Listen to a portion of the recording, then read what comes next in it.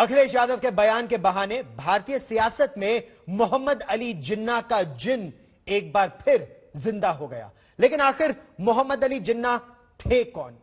आजादी के नायक या विभाजन के खलनायक?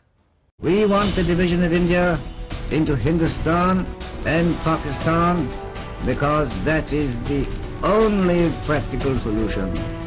ये आवाज उस शख्स की है जिसके स्वार्थ ने देश का बंटवारा कर दिया। इसीलिए हर हिंदुस्तानी के लिए आज भी मोहम्मद अली जिन्ना एक विलेन का नाम है,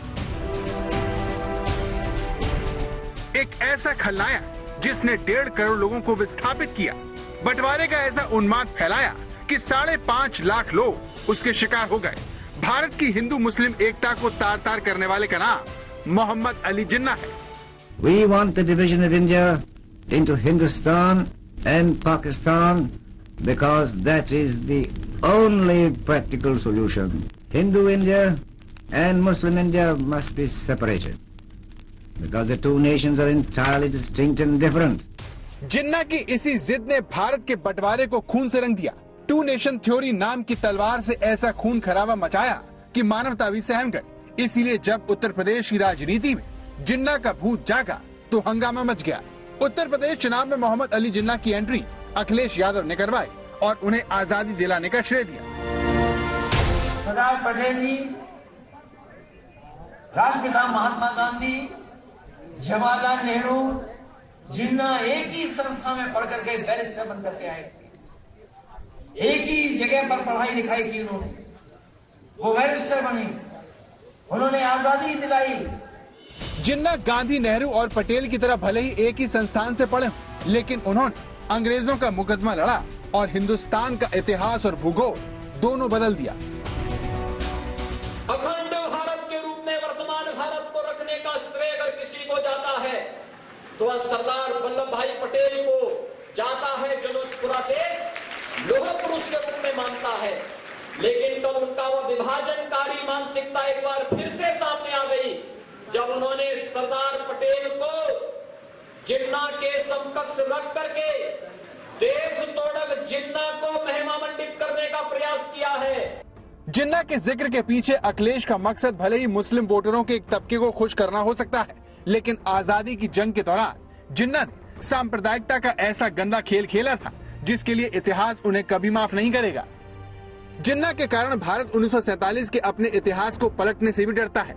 अखिलेश यादव का जिन्ना पर बयान देश के लिए जिन्ना के जुर्म को समझने का एक मौका है, जिसके लिए आपको इतिहास की भूल भुलैया में जाना होगा, जहां जिन्ना की हर भूल का खामियाजा हिंदुस्तान और पाकिस्तान आज तक चुका रहे हैं।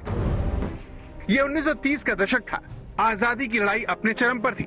महात्मा गांधी को पूरा हिंदुस्तान अपनी उम्मीद की आखिरी किरण मान चुका था और उनके नेतृत्व में अंग्रेजों से मिलकर मुकाबला किया जा रहा था।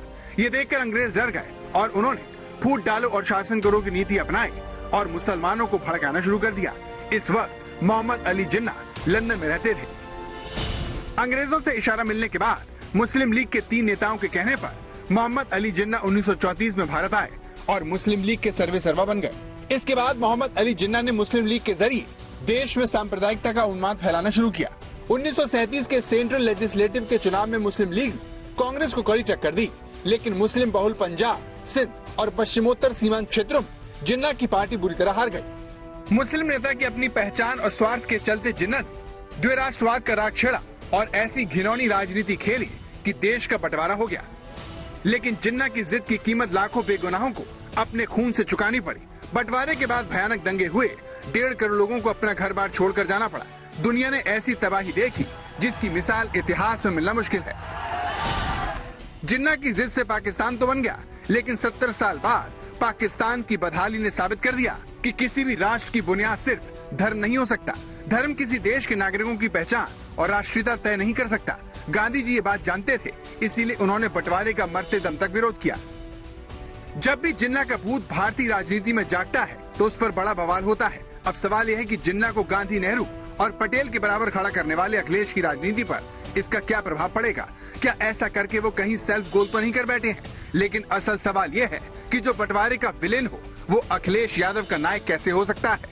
अभिषेक मिश्रा, लखनऊ, आज तक।